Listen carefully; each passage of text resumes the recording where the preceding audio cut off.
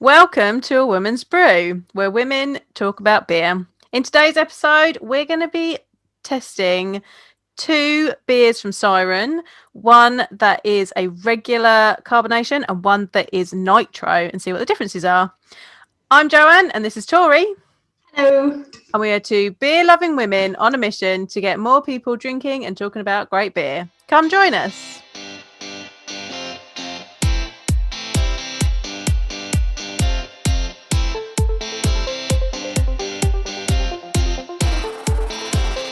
All right. Today we are looking at Siren's Twin Flames. Tell us about that, Tori, seeing as you're the Siren fangirl. Yeah, so basically, Siren released two variants of their Red IPA. They've done the nitro version and the classic version. And today we are going to do a comparison pouring of both and a comparison tasting of both. The back of the label says Twin Flames is an experimental red IPA split into separate releases, with one being carbonated and one nitrogenated. Struggled to say that word for a second. So we're expecting some intriguing differences in aroma, flavour and mouthfeel between the two canned beers. So please let us know what you think. And today we are going to let them know what we think. I'm already prepped and ready to go. I've got my normal water drinking glass is replaced with my Siren tumbler glass. I've got my favourite Lumina can glass for the regular, and I've got my Siren hard pour nitro glass for the nitro. So ready. So I am prepped and ready to go. I need a Siren t-shirt. You do need a Siren t-shirt. See, I've just got my trusty Teku and a very large tulip for our hard pour because that'll fit it all in. Right, so a red IPA, what is that in case you don't know? So BJCP says it is hoppy, bitter and moderately strong like an American IPA. So I'm expecting there to be some good hops in there, but with some caramel, toffee and or dark fruit malt character. Retaining the dryish finish and lean body that makes IPA so drinkable, a red IPA is a little more flavourful and malty than an American IPA without being sweet or heavy. Some people have said that it is kind of a hybrid of an American amber and an American IPA. So we shall see what we think about that when we open it. Shall we start? I did find out that the house yeast for Siren is a Vermont style yeast. Yep, so that's an American yeast, so it's cleaner, so you wouldn't get as many fruity flavours from it as you would from an English strain of yeast. So I'm wondering if where you say that it tends to be more American IPA taste, if that yeast strain is going to play into it. I don't know. I would say so. I would say that is a fair assumption. Right. Which one do we want to do first? Classic, I think. I think we do classic first. Right, here we go. Oh, I can smell the hops. Oh, God, it smells lovely, though. I don't even need it close to me to be able to smell it. We're not using tasting glasses today because we are not doing nearly as many. So it's got a lovely head on it. Oh, it does. All right, so it is. That smell is I'm loading it up to the light. It's hazed, kind of what I call a chestnutty red. I would, I wouldn't have known how to explain that until you called it chestnutty red. And I'm like, red. That's pretty spot on. Thick, creamy beige head. That's a good head on there. It is. Aroma, I'm getting the fruity hops, but I'm also getting a nice, like, slightly caramel, slightly bready malt in there. I'm getting bready. Yeah. Definitely the fruit. Like I felt like the fruit hit me like that. Like the second I opened up that and started pouring, it was definitely fruit. Yeah. Yeah. There's a really nice. It's the maltiness to it.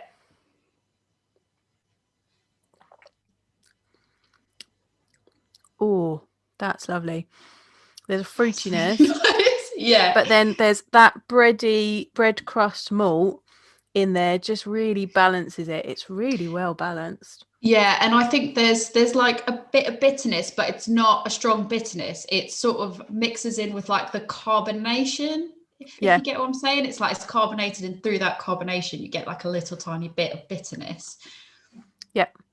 And there's that like it's not roasty, it's like bread crusty, slight Yeah, bitterness, toastiness, toasted, toasted, toasted. toasted. Yeah, And there's a caramel linger, which I really yeah. enjoy. Yeah, it's definitely like a caramelized quality to it. And I think almost that bitterness kind of plays into the caramelized quality. It's Yeah. sort of like it's difficult to draw the line where the caramelized flavor ends and the bitterness begins, but it's not overwhelming. It's like you said, it's really well balanced. Yeah, it's a really good balance. And there's like the fruitiness from the hops right at the beginning, and Yeah. then you get the breadiness, and then you get the caramel finish, and they just balance really nicely. So it's not too bitter, it's not too Yeah, sweet. It's really easy drinking. What ABV is this? it Hang on. is. I don't think it's as low as you probably think it is. 6.5. 6.5. That's I easy don't think drinking. that doesn't technically count at all as a session beer either, does No, it? it It's doesn't. way high. I don't know. To me, I feel like But six. To me now, I'm like session, whatever. But well, that's a regular. That is an American style beers have that ABV. That's regular for an American beer. For an English beer, no, that's high. But for an American beer and for craft beers, that's about general nowadays, I would say. well, I was gonna say like I have to stop and think like, is it? It tastes sessionable. It tastes quite sessionable. Is it actually sessionable? Because I've now, I would say, since lockdown and drinking's increasing, now I feel like I'm going to higher ABVs, and You've built your tolerance up. it's kind of like standard of like 5 and 6s and 7s. Like Siren easily bangs out a 6.5, 7.5, and I don't think twice about it. Like the West Coast that we were talking about a few weeks ago. Yeah. I'm like, that's a session to me. So I have to really stop and think, yeah, 6.5, is that high? I'm not really sure. Yeah. I like that. This is very, very sessionable, very easy to drink. I like that one a lot. I think it's quite a good, I think like the toastiness of it is quite good. I think for autumn, going into autumn, it's definitely a nice seasonal Absolutely. type beer. And I think I don't know how you'd maybe describe this in terms of physical taste, like something, but there's almost like a darkness to the taste. Yeah. Like I don't really know how I would put that in it just tastes dark, but not too because dark. it's sweeter, and that'll be partly because you're looking at it and it's a darker color. Like in the summer, you want light beers, you want like fruity flavors, you want light colors, because it like that's what makes you think of that time of year. And as we're getting into like this is the same color as leaves you're going to find. And I guess that's it. I guess what I mean makes you think of that time of year. Heavier, I guess, is what I would say, as opposed to lighter. So I guess maybe instead of saying dark, I should say it's a bit heavier and fuller in taste, really. Fuller. And that's exactly. I look at this and I'm like, it's like leaves that you just want to just step on and crinkle. Like it's a nice autumn color and it's a nice autumn taste. And those bready malts are the same as the sort of thing that we were getting out of Marsens the other day when we were doing our October. Like those are the flavors of the season. Like brilliant. And that was it. As I was gonna liken it the second we poured it. I was gonna liken it to that harvest beer that we had from Duration, because the coloration, while slightly darker, and when you kind of look at it like this, there's almost a cherryish tint. There's it's quite red at the bottom. Yeah, there's quite red tint to it. Well, I would say it's murkier than the Marzen. It definitely has a similar coloration, I think. This is when you want to be proper geeky and get your torch out and put it through so you can see the colours of it. Got proper beer geeks and judges do. They put a torch through it. I've got an iPhone. Got your phone. There you go. See, look. Ooh. See those colours? So for those that are listening, Tori's put her iPhone torch behind it. Crappy old iPhone torch. Nothing wrong with that. And you can see the real kind of chestnut reds in there. The colours are gorgeous. They are really, really lovely. And it's just the whole fall feel. I'm going to call it fall. Yeah. So full feel to me. That's autumn for our English listeners. You need to translate for me. But yeah, very, very nice, very enjoyable. And I'm going to save some of it because I want to go back to I want to compare. Yeah, the nitro. So that's why I could easily neck this, but I'm not because I really want to be able to do a proper comparison. I'm going to pop this one over here to the side. Right, should we do our nitro pour? Right, so as we've said in my previous podcast about how to pour beers, nitro beers you have to pour slightly differently. So this one, sometimes they give you instructions on the back for doing like turns and things to get the carbonation going. This one says pour hard and fast for the full cascade effect. So you literally open it and dump it. Let's do it. There's no magical blood rituals. Ready, go. Yeah. There's a bubble coming out of mine. I was expecting a psh. There wasn't one. Right, here we go. Oh, that was awesome. I just got a bubble and then I popped it and a bit of like air just sort of, that was awesome. That was massive. Right. I'm going to attempt to do a really intense Here we go. Let's go. Okay, for those listening, we're doing our hard pour. I've literally just got my can over the top of my glass. Went too high and then it almost started spilling over. Getting that creamy head on it and the lovely cascading effect, just like you do on a Guinness. Yeah. I've got a really big head on mine.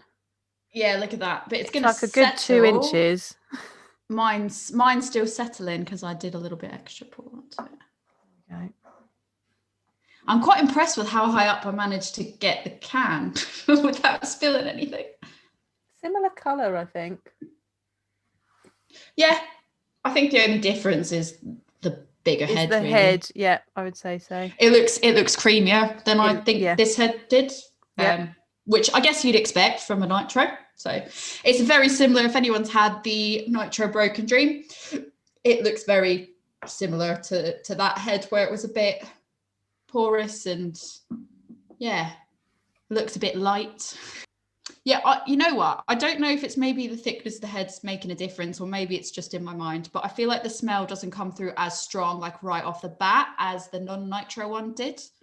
I feel like the second I started pouring the non-nitro, it's like you smelt it right away. This one, I've got to put my nose properly over it. Yeah, the hops are not there as much. I'm getting more of the malt. Yeah, I'm getting like a creamy caramel from this.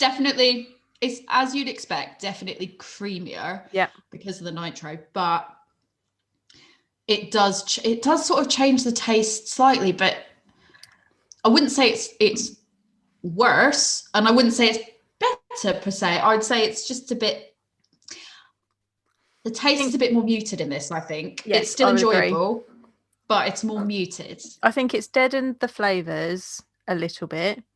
I'm not getting as much fruit. I'm getting a bit of caramel and it's slightly creamier, but I'm finding the bitterness is more at the end, stronger, and then it cuts off. Like I'm not getting that lovely caramel linger that I get from the non-nitro. Yeah, but I think so for me, I think the reason why for me I didn't say it was necessarily worse because yes, the flavor's more muted, but I think this one has the creaminess and I quite like the creaminess in it and the smoothness to it. And I think it's very warming in the sense that it is a bit more caramelized, I think, than the other one was. But yeah, the bitterness comes through a bit more. And I don't personally tend to like bitterness as much. So I think my favorite so far, I've only had a sip, is the classic. Yeah. But I really like the creaminess from the nitro. I agree. Like if we could have got more of the cream, like if this one had been made with some like oats and some wheat to give it a bit more, a bit more malty, like a bit more creaminess in the body, it would have been perfect. Like I prefer the classic myself. I do, I'm finding the more bitterness at the end of this one slightly off-putting. I really like the feel of the body. I really like the mouth feel. But I'd like it in this glass, in my classic glass, with the flavours combination in my classic glass. I partially wonder, had we tried it in reverse and done the nitro one first, would our opinion have changed? Because would we not have had that lovely, full, fruity, less bitter to compare it to? Would we have gone, oh, that's really nice, and then we would have tried that and then gone, oh, it's better? Yeah. But we wouldn't necessarily be as harsh on the nitro because we wouldn't have had something to compare it to right away. Yeah. Someone makes me want to burp more, so I'm sorry. Oh.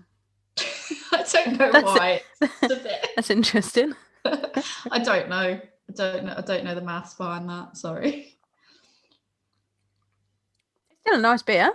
Mm. And I think if I'd have had that and the classic wasn't even a thing, I'd have been happy with that. Be like, it's really good. Yeah. Agree. Yeah, but I think the classic is particularly lovely. Yeah, and I think that's it. And we've had it. We had it first. That was our first impression of it, and it was really well done. Yeah. So when it comes to the second iteration, and we know that other one's there, we're being a bit harsher on it, maybe. Yeah. But yeah, I'd happily drink both of them. Like if somebody said this is what I've got, I'd be like, yeah, no complaints. Happily drink them. Yeah, absolutely. Both very full feels. Yeah, which is it's good now that we're well into that season now,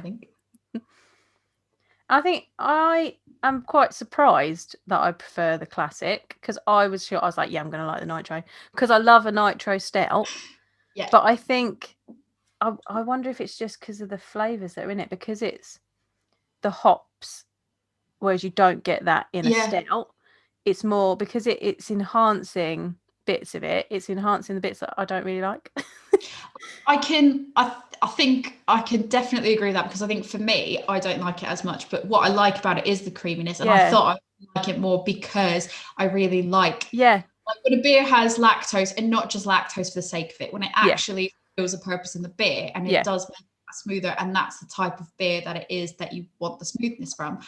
That's what I really enjoy. So I assumed, like you did, that I was really going to like that. And I think, like you said, when it comes to stouts, when you have the creamier stouts, it almost sort of mutes when you've got cacao in it, and it takes a little bit of the bitter sweetness away and makes it a bit creamier. And I think that's what I was thinking, was like the creamier is going to make it nicer.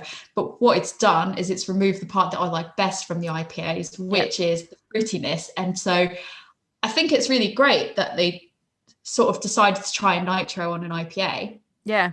I think that's really innovative and sort of like a bit of a bold move, because I don't think I've ever seen someone do a nitro IPA that I don't remember seeing it.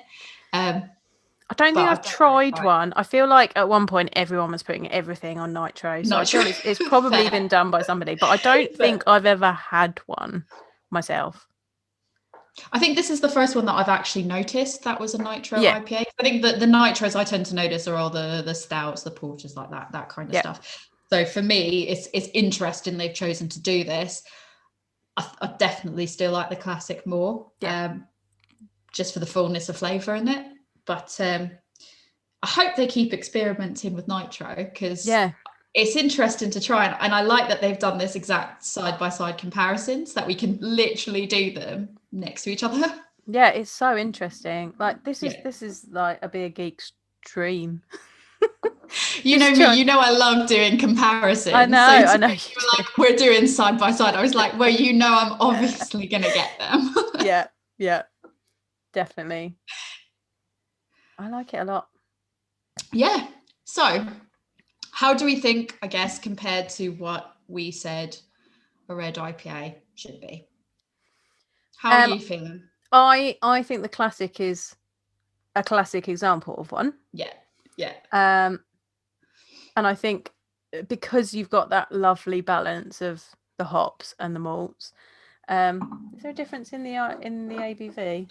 No, both the same. But I think this one tastes less like the nitro tastes less like 6.5%, which can be dangerous. But I think if you want a proper example of a red IPA, then the classic is the one that you go for, because you get that hit of fruity, that hit of the lovely toasty malts, whereas it's just a bit subdued in this one. I still drink it. Yeah, no, I that's exactly what I was going to say on it as well. I agree. And just in summary, for me, the classic was a bit more of an easy drinker, but the creaminess and the nitro is nice. For me, ideally, if I could take the best part of both, that would be the dream. Yeah. And I don't feel there's enough breweries making red IPAs, especially this I time don't of year. think- It's perfect. I don't I think need there we to be see more red 'em. IPAs. I don't think we see them So- much over here, to be honest. I think know. because it's an American style, we'd probably find. I've definitely had some in America. Like I've had I have as well, yeah. Midnight Suns, Sockeye Red IPA. I've definitely had.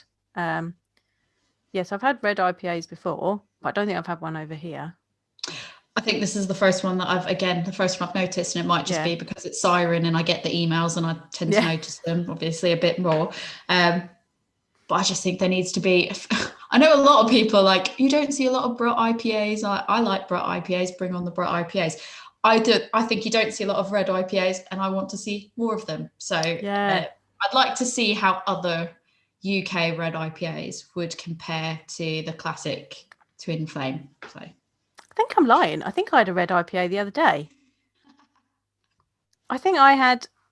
Right, we're going to need to do some this shows our extensive research we do before. Wait a minute, because I hadn't thought to look up what red IPAs. Right, I on the podcast right now. I'm going to look up what red IPAs I've had, so we can tell. Going on to my Untapped, because I'm pretty sure that the one I had the one I had from Iron Pier just the other day was a red IPA.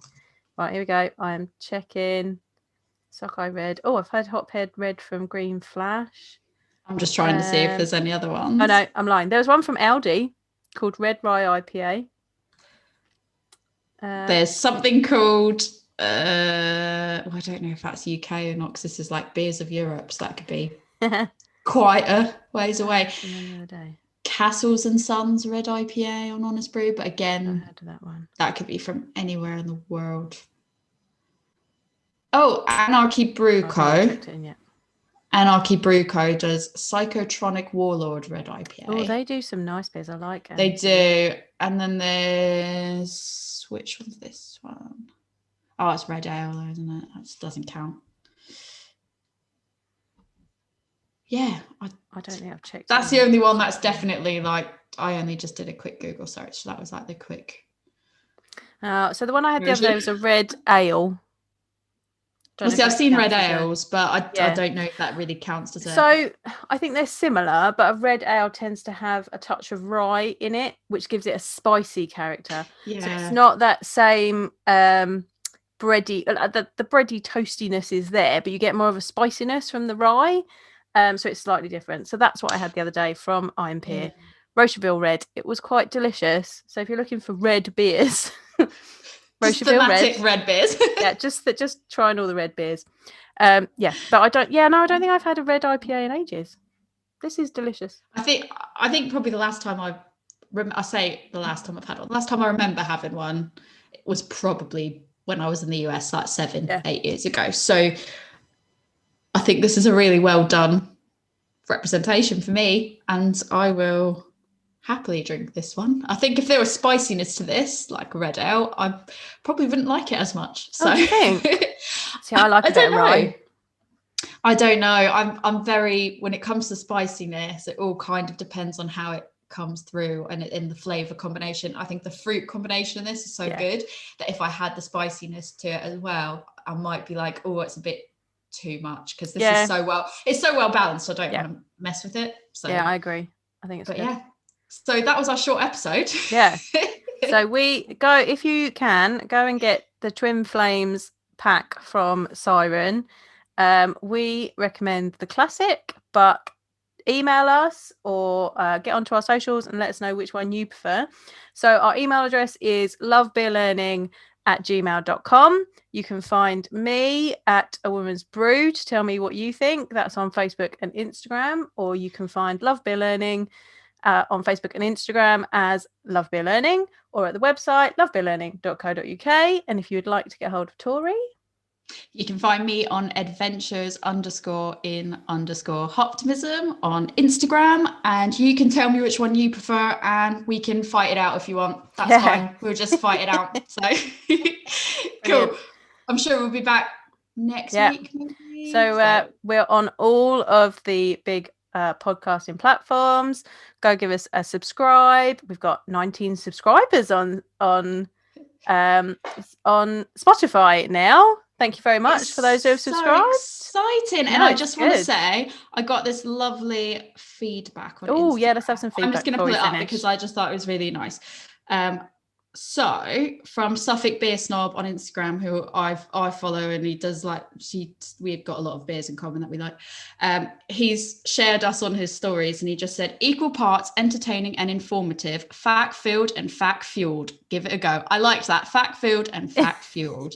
And then he said, great dynamic between the hosts. So thank you, Suffolk Beer Snob. Keep listening. I'm so glad that I kind of forced you to listen to find out about those Adidas shoes. That was exactly my goal. Brilliant. Someone took the bait. Loving it. Yeah, ask Alexa to play us. Maybe don't watch us on YouTube because I don't like watching me on YouTube, but watch us on YouTube if you want. Listen to us, let us know what you think, and let us know if we need to fight over which is the better twin flames. Yeah, tell us what beers we should compare next. Yes, and shout out to Siren for giving us a good experience of comparing two beers together. You didn't even make me do the legwork. You gave it right to me. This is great. Thank you, guys, and I'll see you when I pick up my order over the weekend.